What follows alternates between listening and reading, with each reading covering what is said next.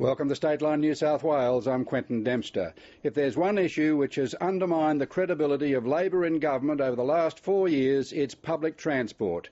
The announcement, then axing of many transport projects, like the CBD Metro, axed last year, has left commuters cynical and angry. Now, in this state election campaign, the major parties are offering to deliver the fix to Greater Sydney's traffic gridlock.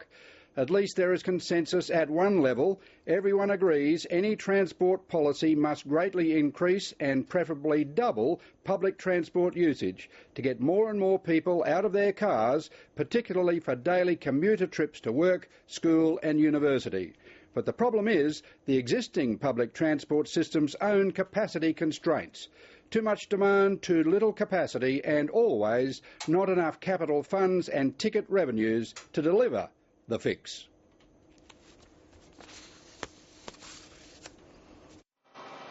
.702 traffic.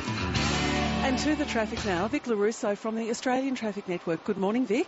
Good morning, Deborah. There's a lot happening, unfortunately, for the wrong reasons into the city at the moment. The familiar voice of multimedia traffic reporter Vic LaRusso, and another day of 10 to 15 kilometre per hour crawl on the M2 in Sydney's northwest. Very slow on the M2 from Pennant Hills Road to the Beecroft Tunnel.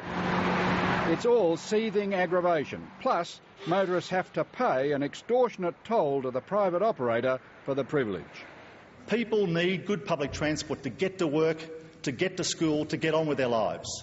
Last Sunday, under the watchful eye of former Premier Nick Greiner, the self-proclaimed father of urban toll roads, Coalition leader Barry O'Farrell gave a hand-on-heart commitment to substantial new investment in public transport. A New South Wales Liberal and National government will introduce 135 new express or semi-express services across this city. A New South Wales Liberal government will build the South West and North West rail links.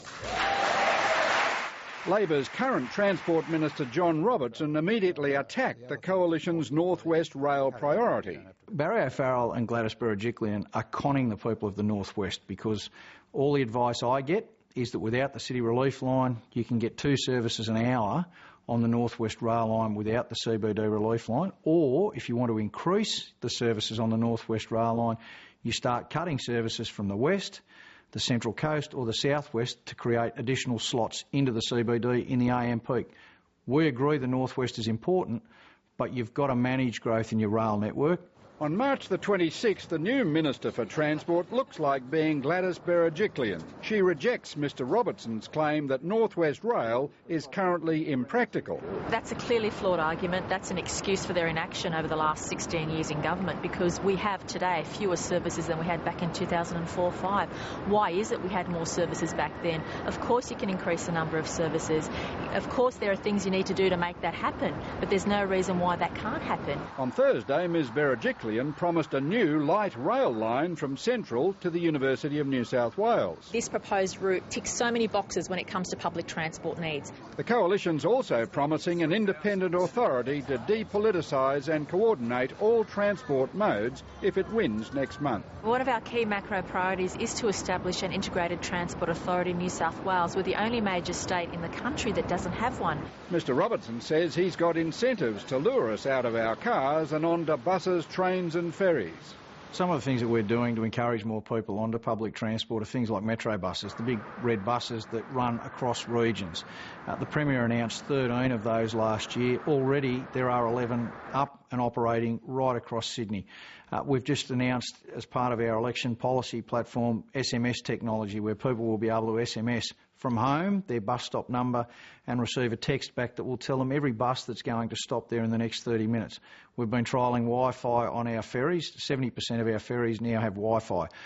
We're testing Wi-Fi on the metro buses, and re-elected, a Keneally government will implement Wi-Fi right across our ferry network and our bus network. Meantime, in Canberra, Premier Christina Keneally conspicuously signed a heads of agreement with Federal Infrastructure Minister Anthony Albanese. It's a pearler of a project.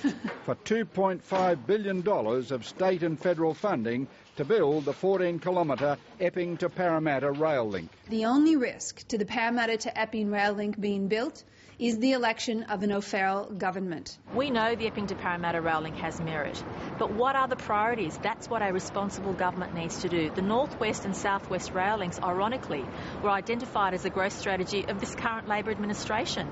For years, they've been encouraging people and businesses to move their lives up to those northwest and southwest without providing them a mass transit option. Getting those people from the northwest and southwest onto heavy rail will mean less cars on the road for Western Sydney. As you can see, the debate rages project by project, bottleneck by bottleneck. Flying studio. This week, the Australian Traffic Network's Vic Larusso again reported on the daily awful truth about living in Western Sydney: gridlock, productivity destroying, ever-lengthening travel times.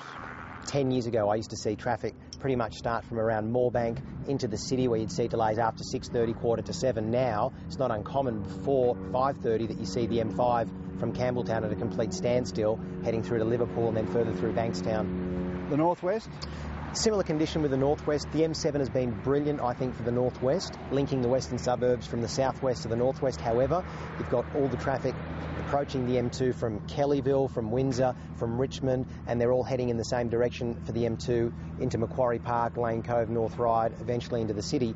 And that M7 and the M2 merge every morning from Bella Vista and Castle Hill. Similar conditions to the M5. You see the continual line and the gridlock of traffic starting prior to 6 o'clock.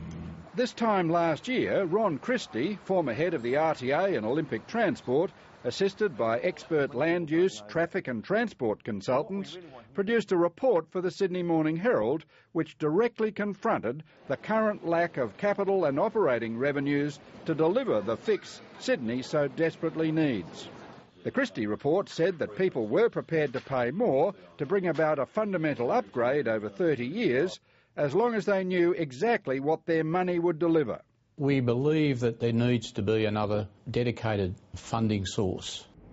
As a result of the survey, people said, for example, they were prepared to pay up to another 38 cents on an average journey ticket price. They were also prepared to pay a levy on each household of perhaps up to $150, $157 a year, providing they could see that money connected to some improvements, some extension of the system, not to go into consolidated revenue. And we believe that over the next 30 years, the public transport usage will need to double. But you'll notice that in this state election campaign 2011, neither the Labor nor the coalition parties have taken up the Christie plan. Vic Larusso's job, reporting on the daily Sydney Snarl, seems secure. Significantly, he's noticed over the years that the road system is a pleasure to use during school holidays, when traffic volume drops from 30 to 50%. That tells him something. I get asked regularly, Vic, how can I get to work a little quicker from the west? Do I leave earlier? Is there a certain road that you see from the helicopter that's less congested than any other road? But the real answer is, if you can carpool and if you do know people that work around your area, work in your building, it's a great option. You take 3 or 4 people in the same car and you can take 3 cars off the road. Obviously, if there's a public transport route that's close to your work that works for you and works for your lifestyle, obviously that's an option. And, working closer to home, so it's less of a drive, less stress for you to get to work. Bicycles? Bicycles, great. Running, walking, it's going to help your fitness as well. You're going to do more than just help Sydney's traffic. The thing is, you've got to get out of your car, haven't you? Exactly. Got to walk.